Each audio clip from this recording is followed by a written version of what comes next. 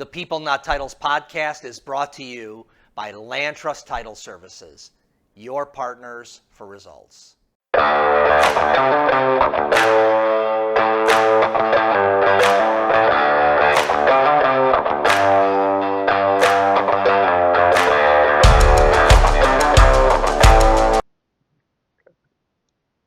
Well, hello, everyone. This is Steve Kaempf with the People Not Titles podcast. I am here with my colleague, Matt Lombardi, and we are here with the July 7th edition of Market Trends. Matt, Market Trends continues to be, there's a groundswell of support. We want to thank our viewers. A lot of likes, a lot of comments, a lot of just fandom.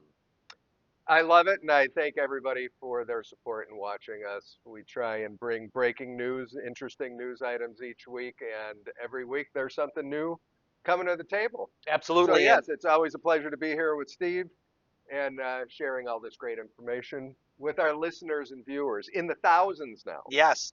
Matt, we have the Achieve Summit, which occurred over the last weekend of June, which was a consortium of Chicagoland builders, developers, realtors, financiers, and we want to congratulate a podcast guest, Tracy Quinn, for her being nominated and then winning Chicagoland Developer of the Year. Yep. And so congratulations to Tracy Quinn, her team at Pink Hats Construction. Matt, the podcast that we had with Tracy was really amazing. Her life story and how she went from 8 life prison sentence, 8 lives, almost like a cat. You had to survive that. And she was released free and is building an amazing business. And she constructed the first hemp-insulated property. So, yeah, and if you haven't seen or heard the People Not Titled podcast with Tracy Quinn, Steve does a great interview with her, and it really is an interesting story, not just from 8 life sentences to where she's at now, but as Steve does with all of the podcast interviews, it's really transitioning. She was, I believe, a nurse. yes, Traveling nurse. yes, That has now transitioned into real estate development. Yes. There's a lot in between there, yep. but those are the types of interesting stories that I love that you capture with your guests. Thank you. So And check it out. Yeah, we have a lot of great stories coming up. So, Matt, breaking news.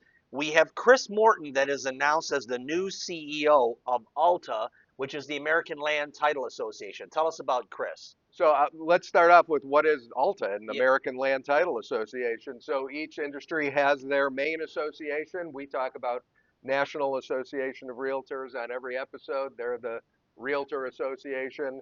You have the Mortgage Bankers Association leading the mortgage banking industry, and you have the American Land Title Association leading the land title world that we are a part of. Yeah, and Matt, their main thrust is really to ensure that property rights for homeowners are preserved and then to support the title industry and all of its efforts. And Yep. so tell us about Chris, Matt. So Chris is an industry guy. He actually spent a lot of time at ALTA already. He was their Senior Vice President of Public Affairs and Chief Advocacy Officer, which means he was the one lobbying. Okay. So lobbyists tend to make good CEOs of organizations because they know how to get things done. So that is his background, but he has 25 years in financial services with a lot of that at ALTA. He's a recognized leader, top lobbyist, and political policy influencer. And like you said, they protect home buyers' rights as well as property rights. Excellent. And- Congratulations to Chris. And we thank Diane Toom. She has 6 years of service. And so she's able to go on to better things, maybe, or So what I was thinking about is these political organizations, as we will talk about and have talked about. NAR is a huge political organization. Mortgage bankers are a huge political organization. ALTA is a huge political organization, as well are the home builders. yes. You know, I'm wondering how, because you never hear of these groups collaborating, but Yes. I imagine that they at least have to be talking to each other so they're on the same page. Well, Not I do. sure, Yeah, but yeah. I do know that ALTA has a strong lobby. They have a great support from their community, and so a lot of the great time. Every time you do a closing, you're doing it with a title company, and ALTA is the power behind these title companies and the vision that we have for our businesses. Yep. Matt, let's get on. MLS makes its case for dismissal of Compass lawsuit. What's happening there? I'm tired of talking about Compass, but this is how they do it. They're Yes, in the news every day, and they're making us talk about them every episode. So absolutely. this is another one. So Northwest MLS, which is in Washington State. The background is this past March, Compass launched their private exclusives campaign, and it started in Washington, and this prompted the local MLS to stop Compass's feed of properties into their MLS Hmm. because they said you are not abiding by our rules or clear cooperation. And of course, Compass sues them. Wow. So a trial date has been set. The judge has scheduled this lawsuit from Compass suing Northwest MLS for June of next year. Wow. That was a long time. That's a That long is a, time to wait, it man. really is a long time. And Northwest MLS, of course, tried to dismiss it, but it has not been dismissed. So there is a trial date for 2026. Northwest MLS argues that Compass is seeking special treatment while benefiting from MLS membership and must abide by its local MLS rules. Hmm. Not surprising. We're the MLS. These are the rules that we're all playing by.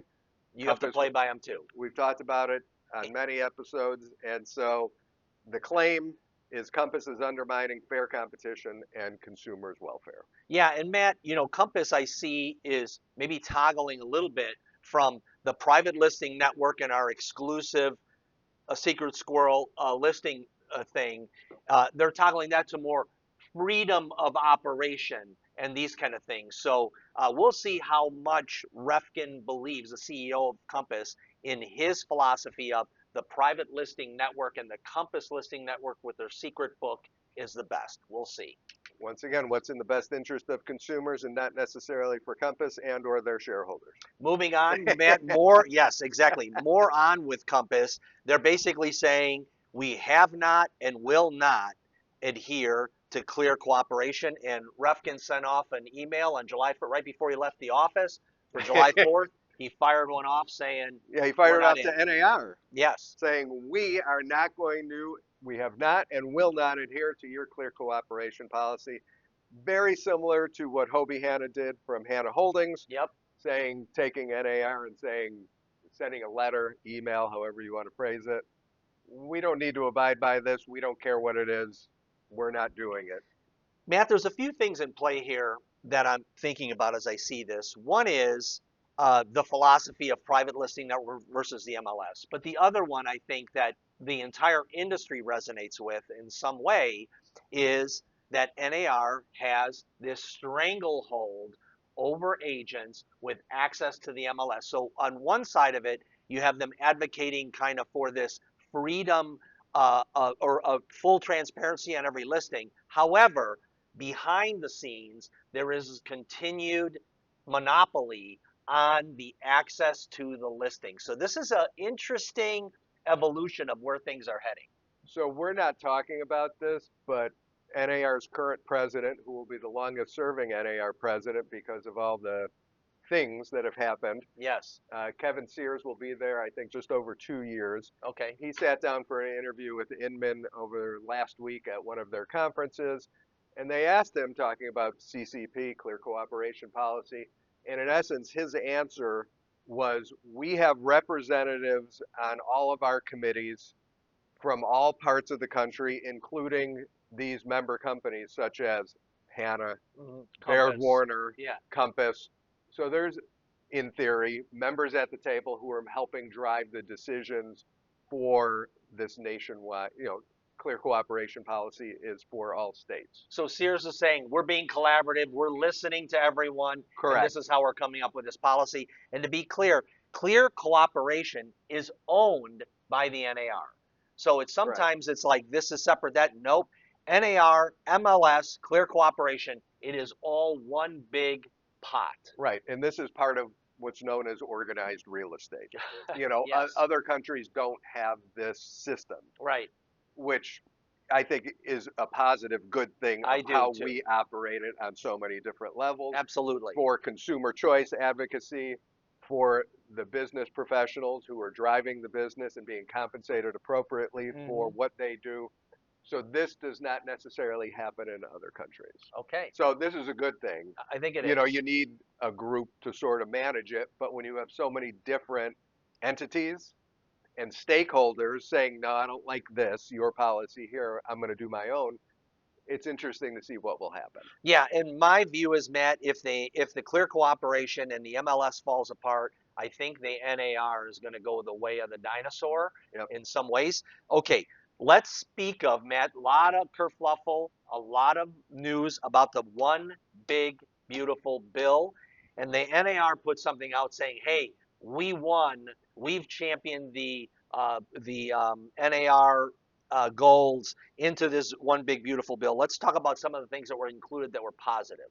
So NAR, which is a political powerhouse, spent $86 million in the last election cycle. Largest lobby. Largest lobby. So you would hope you, as real estate professionals and us in the industry, you want some legislative wins. So once this bill was signed, NAR was queued up with their positive PR machine saying, we won and advocated on all the main points that we wanted to win on. Mm. And I don't disagree with the statement. So Let's talk about the wins, Matt. yeah, so some of the things that were in the final bill, which was signed on July 4th, we can talk about the bill itself because there are some positives into it, especially for the economy as well as what we're going to talk about real estate. We'll focus on the real estate side of it now. So we'll keep all the other stuff out Absolutely, there. But we will. or maybe we won't. Mm. You know, we can get controversial. We can do here. that, Matt, if we need to. So the top 5 real estate wins for, you know, that NAR is promoting is permanent lower individual tax rates. So that's helpful for everybody. Right. You know, Affordability, right. all those things. Number 2, permanent 20% qualified business income deduction. And this is great for you independent contractors out there that are filing your taxes appropriately. You're not a W-2 employee. Right, which all of the You're a 1099 real estate brokers are independent Right, contractors, so this is a helpful thing for them. So this is very helpful to you as an independent contractor. Number 3, it's temporarily, it's going to be a 5-year window of quadrupling the state and local real estate tax, also known as the SALT deduction cap, starting in 2025. So this raises the cap from $10,000 to $40,000 per household for incomes under $500,000. So if we were discussing this, Matt, if you're itemizing your taxes and it is beneficial for you, you are now able to deduct those things. So for years and years and years, many of us were able to deduct when we itemized our local real estate taxes. For those of us that live in Illinois and for those of us that live in Cook County, Illinois, your real estate taxes might be higher than other parts of the country.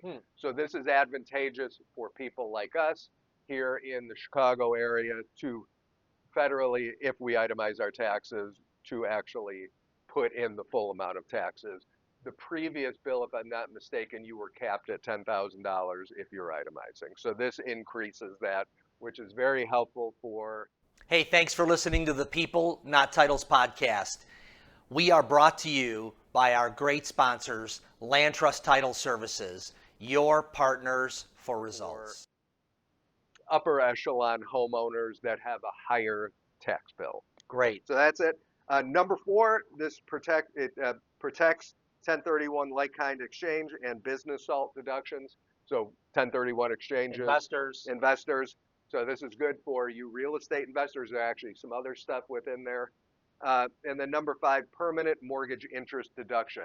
So if you're paying mortgage interest, you are now able to deduct it. Wow. So it's permanent now. Yeah, and that's a great benefit, Matt. That went away for a while, and now it's back. And I think for mortgage brokers, for real estate professionals that are trying to motivate people to move from renting to buying, this is just one more tip on that side of the scale for them to say, hey, listen, don't waste your money renting. You now are able to deduct part of your mortgage interest, which when you're first purchasing, the lion's share of your payment is going towards interest. So that is a great benefit for people. Yep. And so these are the top 5 wins according to NAR. And some of the background here is they spent months lobbying. They have inroads directly into the White House, talking to people. They said just days before the final vote, NAR was invited to the White House to continue advocating on behalf of its members and consumers. Sure. Why not? Yes, I love it. they also tout that this is a win and supports first-time home buyers. One thing I wanted to mention, and we were talking about this just a little bit ago, Steve, is one part of this bill that is not that has been in previous bills is there's no first-time home buyer tax credit Mm. or assistance like with down payments. So from first-time home buyers who have been sort of priced out based on the inventory level as well as the median sales price of homes. Yep. You first-time home buyers, there's no assistance for you, there's no grants for you, there's no tax break for you. Okay. So that's one part that I personally would have liked to have seen to help spur some growth in the market, but I think the market will shake out as it always does, and we'll see what happens. Matt, but to be clear, that first-time home buyers are able to enjoy all the rest of the benefits: mortgage interest, Correct. tax deductions, all those kind of And things. a lot So, of states and local governments do have first-time homebuyer assistance absolutely. programs. So for you first-time homebuyers out there that are looking, there's not anything from the federal level, but let's look at your state and local because there may be some assistance programs for And sure. and typically your mortgage broker would be a great resource for you to find out about that if you qualify it. Absolutely. Matt, U.S. jobs report, July 3rd, we had a new job report come out. What's happening there? So positive. Yes. You know, we got a positive report. I don't know what the expectations were. I think the numbers were more positive than what they predict, which always cracks me up. It's like stock analysts. We think the stock's going to be $50 and it comes out at $49.95 and they miss the analyst mark and the stock anyway. Yeah. So this is how it is. They, you know, they talk about this, but the economy added 147,000 jobs, exceeding economists' expectations of around 110,000. Matt, now in the previous administration, for good or for bad, they had these great announcements, and then a month or two later, they're like, "Oh, we blew it by 100 grand or whatever it is." So we hope that isn't happening here. It hasn't happened with the pre. There's been strong jobs reports month by month, and we have not seen those downward adjustments that took the air out of the balloon. Yep. So that's the first positive news, and we're trying to be positive here about all the Absolutely, good things here. 100%. And the unemployment rate declined to 4.1%, and that's the lowest since this past February. So those are two really good factors. Yep. Um, Where were the job gains, Matt? Job gains apparently were in local government, education, healthcare, and social assistance. And I don't know what social assistance is, but I may need some. Ah. And federal government employment continues to decline. Doge is still wielding its axe on federal employees. Yeah, so if your hope was smaller government and better jobs, this looks like we might be on track there. Let's talk about here's the revisions, Matt. Yeah, so the report is so good, they're revising up. Wow. Next reporting up by 16,000. Okay, so they underreported last time. Correct. Love it. Long-term unemployed individuals increased. So that's no good. If you're unemployed, you're still looking for work. That's it. And then this is an interesting point. The labor force participation rate slipped to 62.3%. And the labor force participation rate is the U.S. population who are either employed or actively seeking employment. So you got about 38% of the country, those over at 16 years of age who are able to work, are not participating in the workforce, which means they're not working or not looking to be Matt, employed. and could they be doing side hustle? Could they be doing other alternative things, business entrepreneur type things? Great question. I have no idea. Okay, we'll report back on that next week. Yeah, I have no idea how these analysts look at this. It always cracks me up. Like the Consumer Price Index, one of my employers, just to sidetrack here for a moment, CPI, literally I would have someone from Washington, D.C., they called my company and they would ask, what is the price of your course that you're selling? Did it increase year over year? And that was one of the measurements that they use to gauge Consumer Price Index. So that's just one thing. So who knows how this is being done. So Matt, go ahead. Fed, how is this going to impact Fed Thank rates? you. I'm glad you said that, Teed Steve. that up. So we've talked about, I know last week and the previous week, there was pressure, especially Trump from saying President Trump. Fire Powell if he's not going to lower the rates. So Jerome Powell is saying we are keeping rates steady because we are looking at economic factors. Mm, You can pressure us, but I'm not going to bow to the pressure, mm. even though we speculate he will bow to the pressure. But this data point sort of holds true the fact that they may stick for the next cycle without raising rates. So our debt is more expensive, even though we're getting, it seems a little bit counterintuitive, Matt, that the better and stronger you are, the more interest everyone should be paying. Correct. Okay, So more to more to come. come on that. Matt, let's talk about the commissions. This is interesting and fascinating. Commissions for realtors jump to 5.44%. Tell us about that. We've talked about this, and since the commission lawsuit, where you realtors out there now have to explain your value, Mm-hmm. not only on the sell side, but also the buy side, your commissions are increasing Mm. unless you're in Illinois. Oh, But yes, we'll get to we that. noticed that. So, yeah, on the whole, U.S. commissions jumped to 5.44%. And so,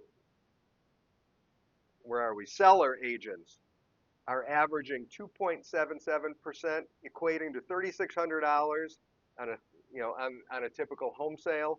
Buyers agents commissions have decreased, but are still reflecting decent rates. So the buyer agent is averaging 2.67% nationwide. So you agents out there are actually doing better Mm-hmm. than you were a year ago.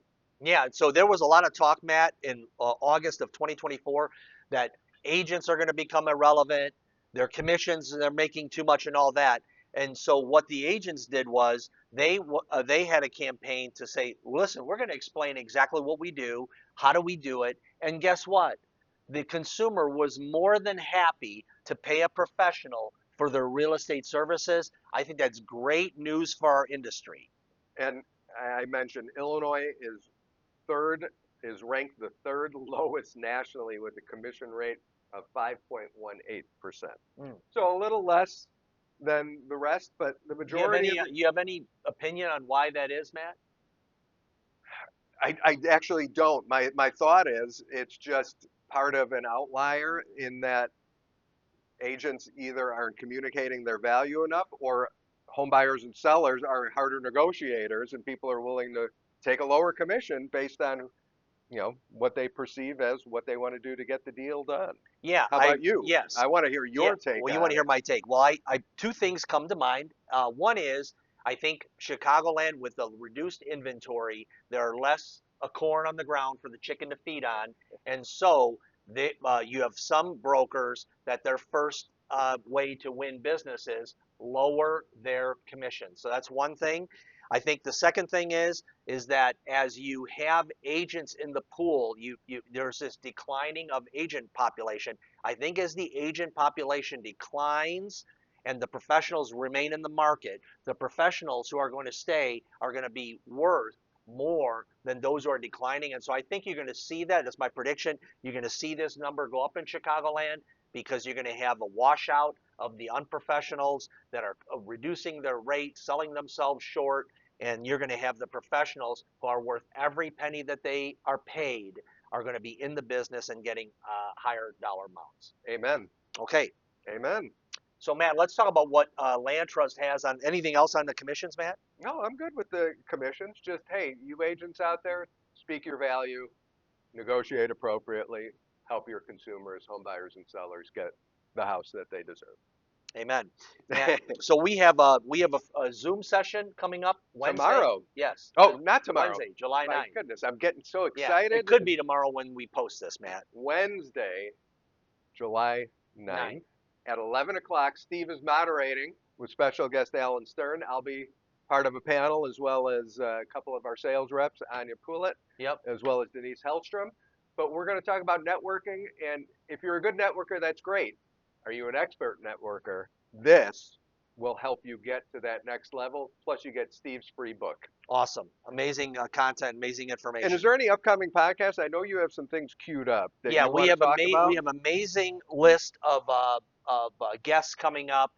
We have Carly Rios from DKMO Law talking about her career journey. We have Tracy Kagala, who is part of our land trust team, talking about what it takes to be a top salesperson in the real estate industry. And then we have later in the week, Matt, we have Andrew Holmes from the Mastery Program, a real estate investment group here, that is going to tell us about his story and the impact that Mastery has had on people that want to break free from the corporate thumb and become real estate investors and build their wealth for themselves and their family. Yep. I hope you all had a wonderful July 4th. Yes. 250 years old, our country. Amazing, Matt. Old but not old. No, young still. And young. Yes. So yes. So People Not Titles podcast signing off. Matt, thanks for putting together all the information. Have a great week. I think we're coming up on, Matt, the greatest day of the year to buy and sell. It's sometime in the middle of July. That's right. So let's stick with it. We're looking forward to our next session, which will be next week. See you soon. Take care. Hey, thanks for listening to the People Not Titles podcast. We are proudly sponsored by Land Trust Title Services. If you enjoyed the podcast, please hit the like button, please subscribe, and we'd love it if you'd share our podcast with your friends. Thanks a lot.